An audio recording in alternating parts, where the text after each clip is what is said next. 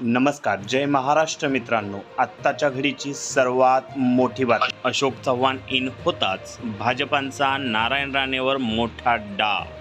नारायण राणेंना मोठा धक्का. काय आहे अपडेट जाणून घेऊया सविस्तर. तत्पूर्वी मित्रांनो, चॅनलवर नवीन असाल तर चॅनलला सबस्क्राईब करायला विसरू नका. मित्रांनो, राज्यसभा निवडणुकीच्या पार्श्वभूमीवर भाजपाने माजी मुख्यमंत्री अशोक चव्हाण यांना भाजपामध्ये प्रवेश दिला आणि यामुळे चव्हाण यांना राज्यसभेवर पाठवण्याच्या चर्चा सुरू झालेल्या आहेत.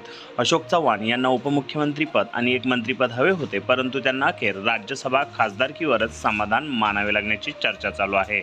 असे असतानाच भाजपाने राज्यसभा खासदार आणि केंद्रीय मंत्री नारायण राणेंना राज्यसभेचे तिकीट न देण्याचा निर्णय घेतल्याचा दावा सूत्रांनी केला आहे.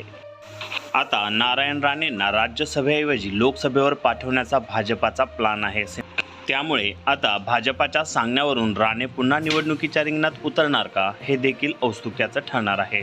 शिंदे गटाचे सामंत आणि राणे पुत्र यांच्यातील उमेदवारीवरूनचा वाद सोडवण्यासाठी भाजप नारायण राणेंनाच तेथून उतरवण्याची शक्यता आहे.